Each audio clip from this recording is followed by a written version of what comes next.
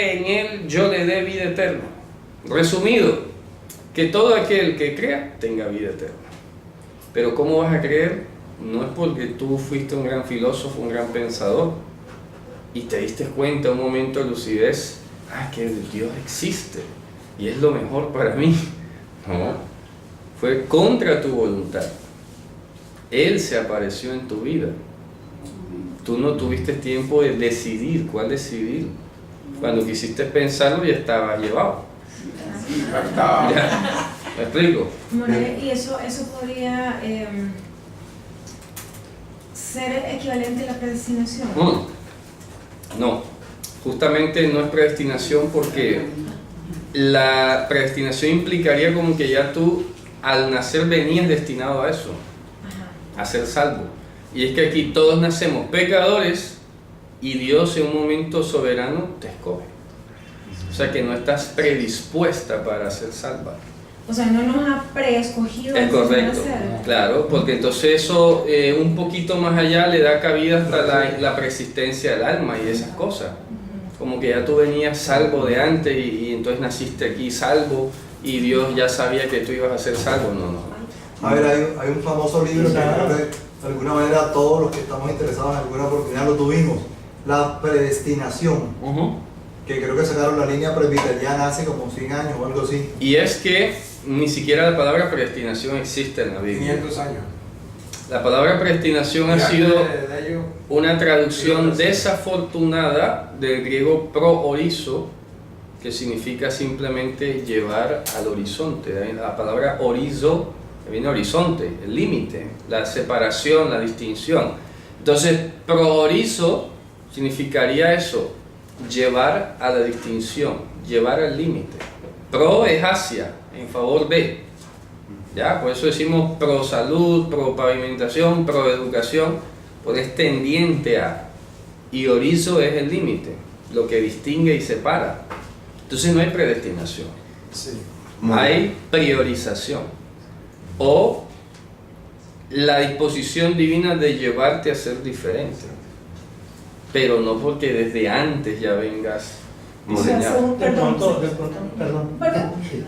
Continuando, 2 Timoteo 1:9, quien nos salvó y ama con llamamiento santo, no conforme a nuestras obras.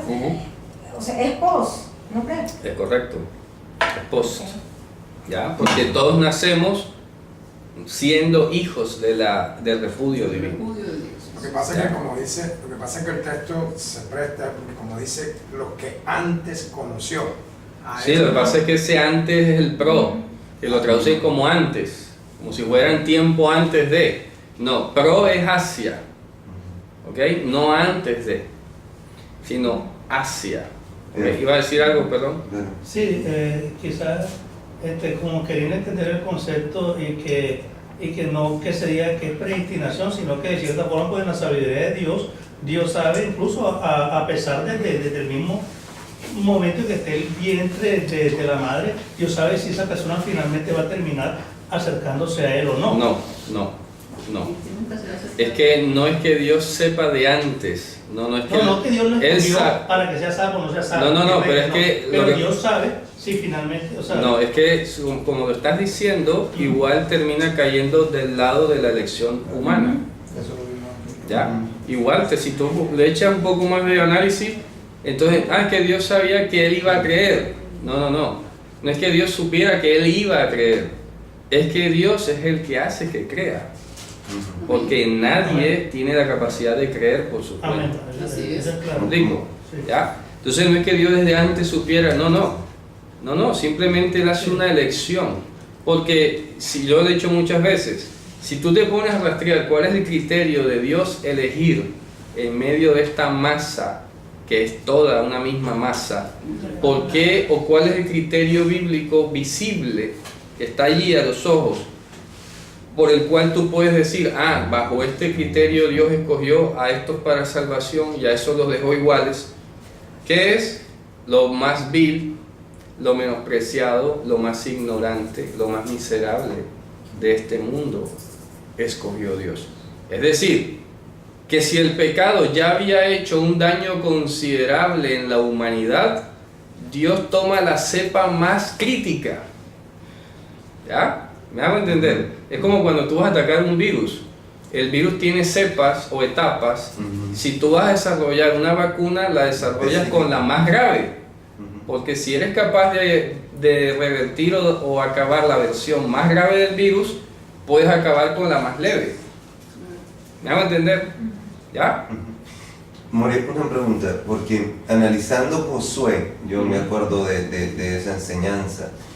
La verdadera prosperidad es en realidad recibir el discernimiento Total. para poder entender al Mesías en la palabra. Sí. Porque lo que pasa es que muchas veces leemos la palabra, pero si no tenemos el discernimiento, Sí. podemos leerla como cualquier libro 10 y millones no de veces. encontrar al Mesías. Así es. Y entonces la verdadera prosperidad que está en la promesa que se le hizo a Josué, que Dios le hizo a Josué, que le dijo, pues, Entonces, tasquil, está conciencia. aquí la conciencia, porque cuando somos conscientes de Mashiach, realmente encontramos la verdadera prosperidad, porque lo conocemos a profundidad y nos enamoramos de él. Claro. Y Ya vivimos dejas- bajo. Dejas de necesitar y de depender de este mundo. Así es. ¿Ya? Fíjate Amén. tú, absolutamente. Así es. Entonces, fíjate tú, repito, el creer es don de Dios. Amén. Porque por gracia sois salvos por medio de la fidelidad, y esto no es de vosotros, Efesios. es don de Dios. En Gálatas Efesios 2:8. 4, Ajá, ¿qué dice? que dice, según nos escogió en él antes de la fundación del mundo. Ya lo hemos explicado que el concepto de fundación del mundo es justo antes de que la creación fuese sujeta a vanidad. Ah, ¿Ya? Entonces, ¿cómo era el hombre antes de la sujeción a vanidad? Era incorruptible. Entonces, Él nos escoge en Él como hizo al hombre antes de que la humanidad pecase. No porque el hombre sea preexistente. Otra vez, More, porfa, que me perdí. Repito, el concepto de fundación del mundo, entiéndase cuando la creación es sujeta a vanidad. Antes de la fundación del mundo significa que la creación era incorruptible. ¿Ya? Entonces no había pecado, no había nada. Entonces Él nos escoge en Él, o sea, en Mashiach, como éramos antes o como debimos ser Como debimos antes ser. de la Eso, fundación. eso, como debimos ser. ¿Qué me explico?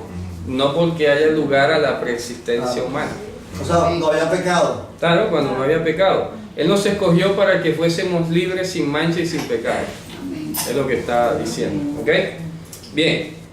Entonces fíjate tú. Volvemos a decir. La promesa de Abba para sus escogidos es que tengan vida eterna. Eso es el resumen del versículo 40. Dice el 41. Murmuraron entonces de él los Yehudim, porque había dicho, yo soy el pan que descendió del cielo. Claro, ellos sabían efectivamente que se trataba del mismísimo Dios. ¿Ya? Y como lo mencioné en la clase anterior, era justamente uno de los atributos de la deidad que se inspiró en Daniel, ¿ya? En el anciano de Días. El anciano de Días tenía los cabellos blancos como la nieve, que es uno de los atributos. ¿Qué son los cabellos blancos? ¿Qué se entendió de la visión de Daniel? La sabiduría. ¿De acuerdo? ¿Ya? Luego, el tema del que mencioné en la clase anterior, el Talat Ibdulha,